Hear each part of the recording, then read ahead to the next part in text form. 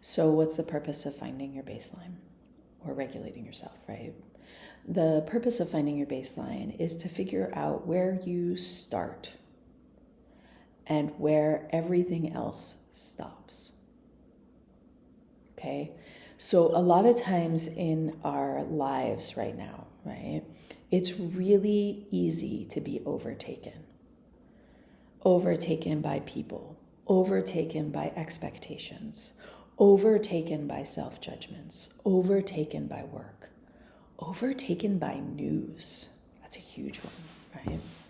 You know, the news that comes through on your social media feed, right? The news that you hear as you're walking around, and the reactions of everybody to the news, right? Because you're an energetic being, which means you're energetically sensitive, whether you want to be or not, you are.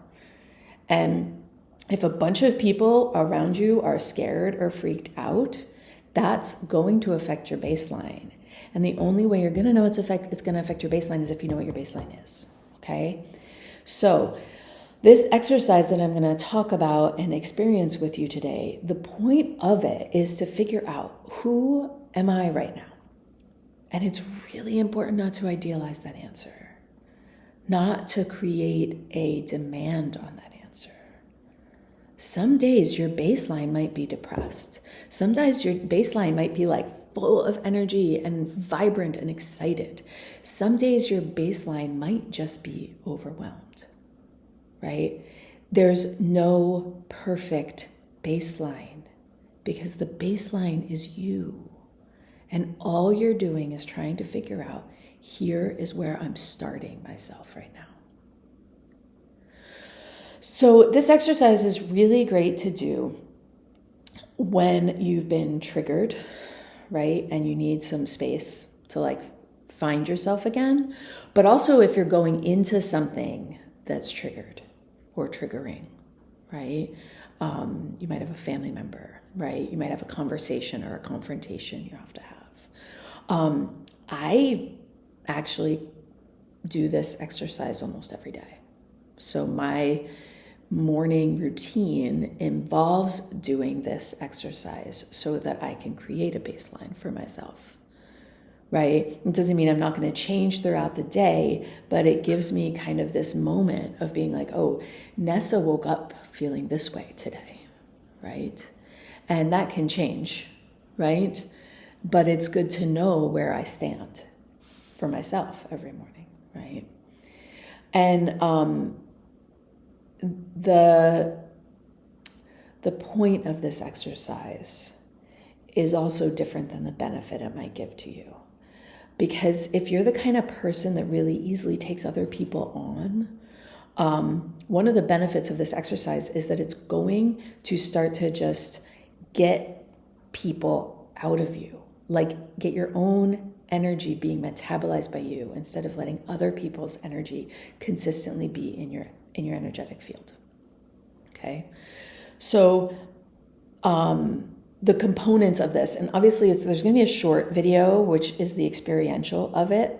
This is more the explanation of it. And it's less teaching, right? It's more just explanation. Okay?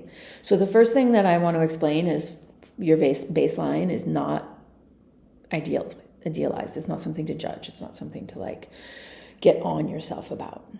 The second thing that I want to talk about is just where your energy stops, right? So if you close your eyes right now and you just kind of put your hands above your heart in prayer position, and no, this isn't to pray. What I want you to do is check in with your body for a second, and then just kind of push your hands, move them out, and keep moving them out until they stop. And you feel a barrier. And if you're not really good with energy, just try that a few times. Try doing that exercise a few times. The reason I'm saying this is because parts of you are meant to be mostly just you, your thoughts, your emotions, your physicality, your emotional self, right? And then other parts of your energetic system are supposed to involve other people, right? And they all trickle down. It all trickles into you. But without a clear sense of self, it can start to feel like you're just always another person, okay? So for people that are more emotional and tend to recycle emotion, like if you just have thoughts that you can't get rid of, or emotions you can't get rid of, if you like crying, it doesn't go anywhere, if you get angry and you just then get angry at yourself and it comes back in, you are likely to have a longer space between your hands as you do a push. You might have to put your hands out almost all the way, right? So there's no standard, okay? You could say it's about 2 feet off your body, right? Is like the quote unquote standard, but no, that's not the way it works. We're all unique individuals. If you're a person who barely has any emotion, you're like, as I think, I act, I do not emote. Well, then it might be, or if you're like, you just get out, you're not in your body a lot, right? You might go to like here and you just might be like, oh, there I am. Because there's not a lot of emotional content clogging you up, right? So this practice of kind of just figuring out where you stop is actually meant to just kind of figure out for yourself when you're doing the exercise, how far out your hands have to go. Okay? It's never going to be bad to extend your hands more than your field, right? You don't want to just, this exercise is going to involve pushing and grabbing some energy, and you don't want to just be like, beep, beep, because you're just putting it right back in yourself, okay? So the other thing that I want to talk about is the breath that we're going to use. So I haven't taught the breath of fire yet. It's a pretty intense breath, and it's a breath that actually can make it hard to get in the body. It's a Kundalini breath, and a lot of people who do Kundalini are pretty spiritually bypassed. So I want to build to it.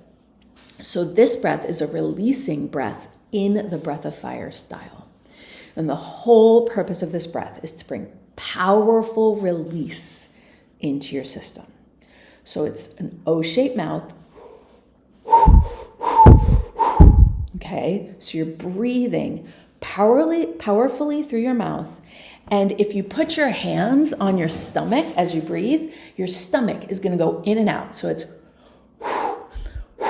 stomach in as you exhale, and stomach comes back out as you inhale.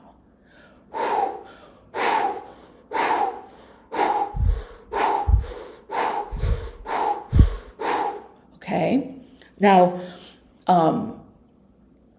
I think maybe just for the purposes of teaching this, let's just breathe together in this powerful breath and notice the effect it has on your body, right? So put your hands on your stomach, and as you exhale, push and feel your stomach go in, and as you inhale, allow your stomach to come out. Okay. So what I want you to do is we're just going to breathe for a couple seconds in this breath so you can get a feel for it, so that when you have to do it with a hand motion, it's not as confusing, okay? So just start to put your mouth in the O-shaped breath, and then feel your body move with that breath as you keep your stomach or your hands on your stomach so you can actually feel it. And just keep the breath up. Let the rhythm of it get familiar. And it's going to start to maybe make you feel a little tingly. It's going to make you maybe feel like a little bit different than you normally feel. Okay? So now just stop the breath and take a big inhale. Hold your breath at the top. Just hold gently your breath. And then slowly exhale down through the center of your body. Good. Okay. So that's the breath you're going to be using. And that's a great breath if you want to clear energy and regulate yourself. It doesn't have to be done with the hand motions. It doesn't have to be done with anything but you, okay? So if you're feeling stressed and you're like, okay, how do I come back to me? You could just be like, right? And it just like brings energy back in your system and starts to move energy out that you don't need. And I just want to talk a little bit about faking it till you're making it. That's the last part of this. A lot of people who are watching this don't they're not energy healers, don't know how to work with energy. Maybe you've gotten some, maybe you've done a little bit of Reiki, maybe you've, cleared energy with some sage, right? I get it. Like, not everybody actually understands how to check in with energy. So my advice to you is that you just play, right? Play is a huge component of my work, because oftentimes we find ourselves, when we just let go of expectations, we let go of what we're supposed to be doing, right? So in relation to this exercise, I'm going to be asking you to push energy out of your body, right? And if you're like, this woman is crazy, but it's kind of interesting, let me see what happens, just do it. Do it. The worst thing that could happen is it might work, right? And there's no way of doing it wrong. There's no way of doing it wrong. Any part of your body that feels disconnected from you has something in it that needs to move so you can find you. And your hands are amazing tools to help that physically and energetically, just help to get that energy to flow out and away from you. Your breath is going to be doing it already. The hands are just augmenting it. It's bringing attention and intention into the space that you want more of yourself. So I hope you enjoy this, and I hope you enjoy playing with it. Like I said, I do it almost every day, and it's not going to hurt, right? So let's move on to the experiential.